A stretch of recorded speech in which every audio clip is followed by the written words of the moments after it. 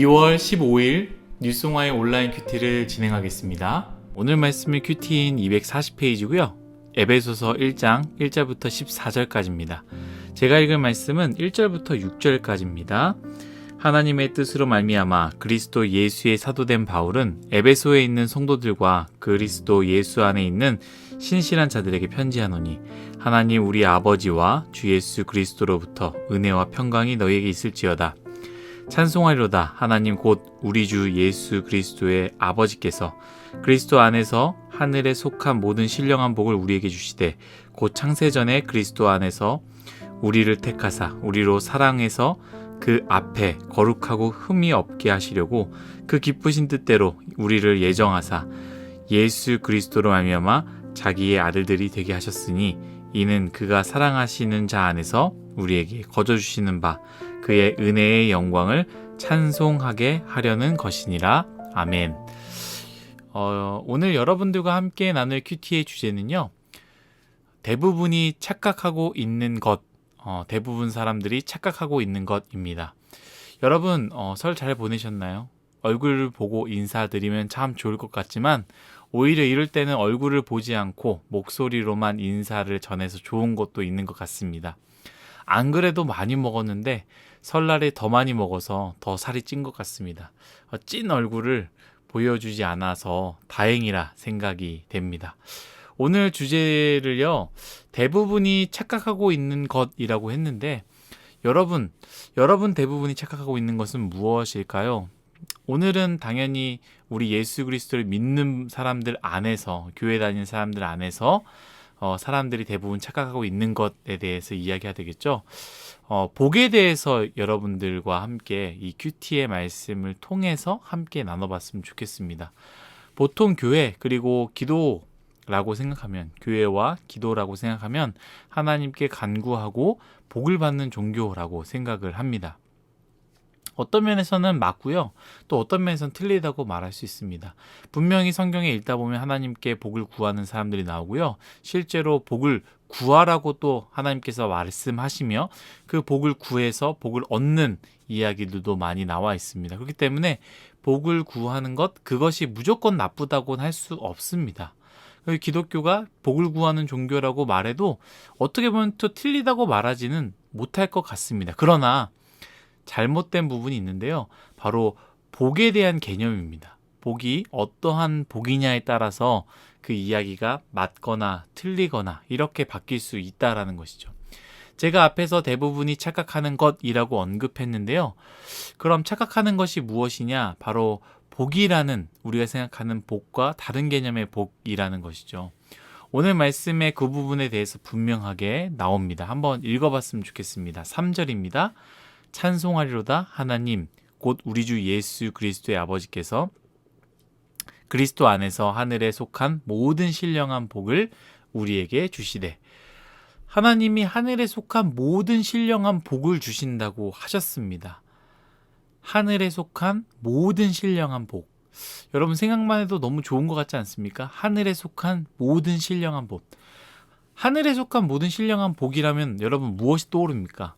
하늘의 반대, 이 땅, 세상, 이 땅에서 묶을 수 없는 것을 생각하지 않겠습니까?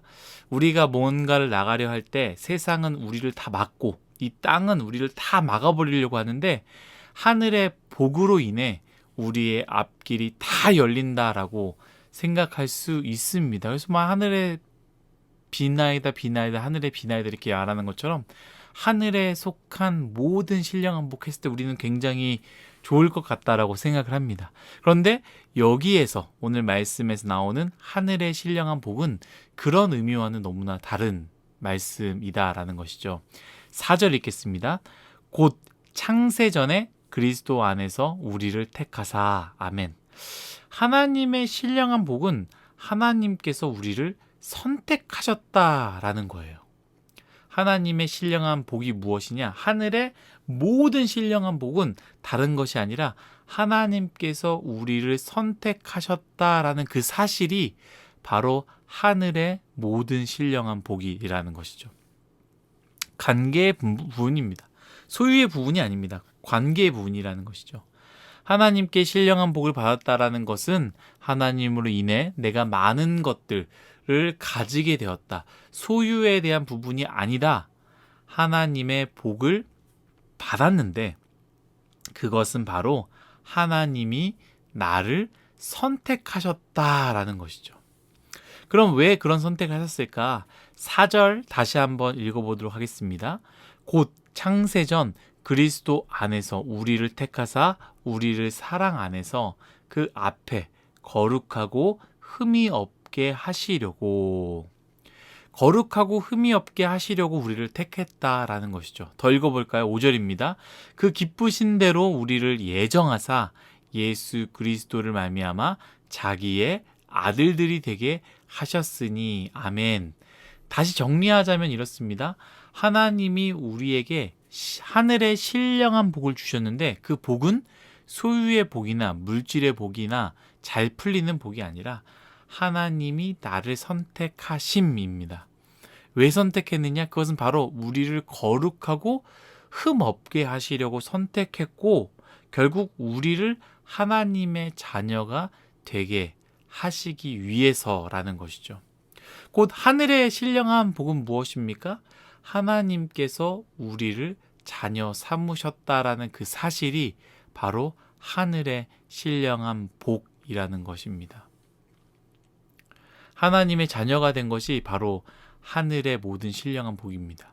사랑하는 뉴송아이 여러분들, 만약 우리는 하나님의 자녀라고 믿는다면 우리는 이미 하늘의 모든 신령한 복을 가진 사람들입니다.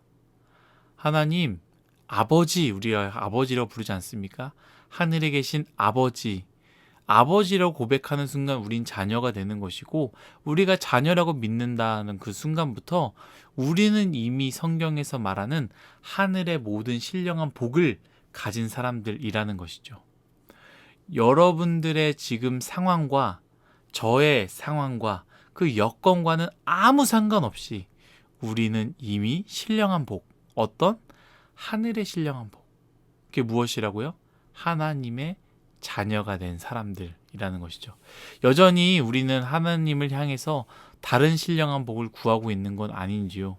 더 많은 것을 얻기 위해, 더 일이 잘 풀리기 위해 복을 간구하고 있는 건 아니지요. 우리가 착각하지 말고 하늘의 모든 신령한 복, 하나님의 자녀가 되는 그 복을 꽉 붙잡고 자녀로 살아가십시오. 그것이 가장 큰 복입니다. 여러분, 정말이에요. 그것이 가장 큰 복입니다.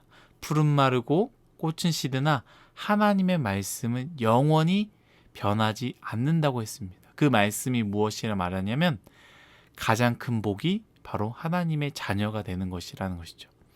우리 하나님이 우리 아버지라는 것만큼이나 가장 큰 복이 또 어디 있겠습니까? 오늘 하루도 하나님의 자녀로 살아가는, 아버지를 진짜 아버지로 믿는 우리 모두가 되기를 간절히 소망합니다. 기도하겠습니다. 하나님, 우리가 하늘의 모든 신령한 그 복을 가지고 있는 자임을 기억하게 하여 주옵소서. 하나님의 자녀로, 하나님의 아들로, 하나님의 딸로 우리가 그 복을 이미 받았음을 고백하며 살아갈 수 있는 그러한 뉴송아이 한 사람 한 사람이 될 수 있도록 은혜 내려 주옵소서.